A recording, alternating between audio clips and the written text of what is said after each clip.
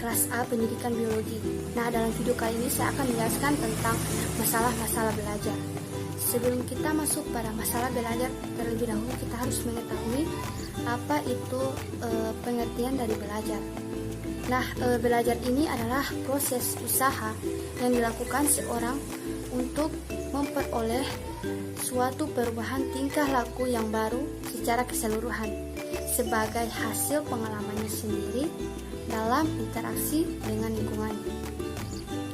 Nah, selanjutnya kita masuk pada masalah belajar.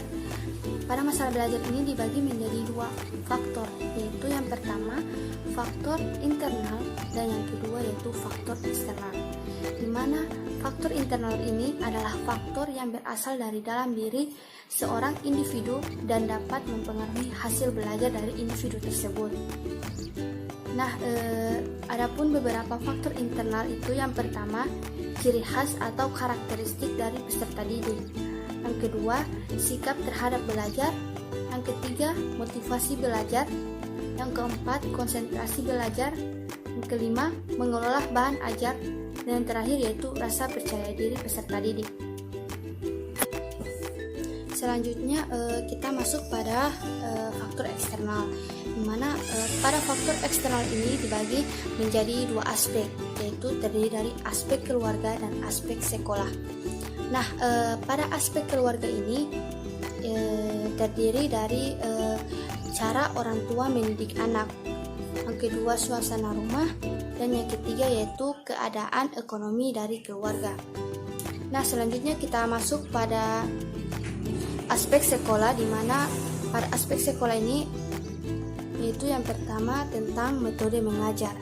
Nah, pada metode mengajar ini diterapkan kepada seorang pendidik atau guru, di mana faktor dari seorang pendidik ini banyak menjadi penyebab beberapa anak itu mengalami kegagalan belajar, yaitu menyangkut di mana kepribadian dari seorang guru dan bagaimana cara ia menyampaikan materi terhadap anak tersebut atau disebut juga sebagai kemampuan mengajarnya, di mana kebanyakan anak ini hanya memusatkan perhatian kepada apa yang diminati saja, sehingga mengakibatkan nilai yang diperoleh oleh peserta didik tersebut tidak sesuai dengan apa yang diharapkan.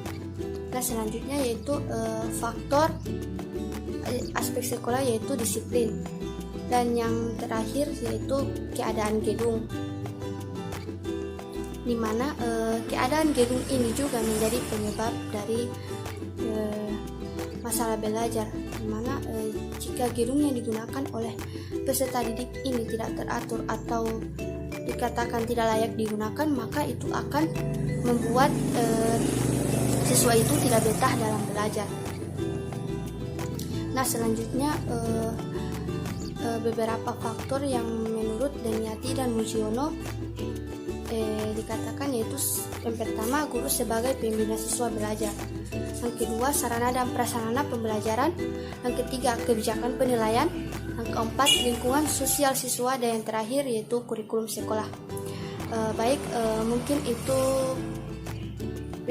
penyampaian dari saya terkait tentang masalah-masalah belajar. Lebih dan kurangnya saya mohon maaf. Wabillahi taufiq wal hidayah. Wassalamualaikum warahmatullahi wabarakatuh.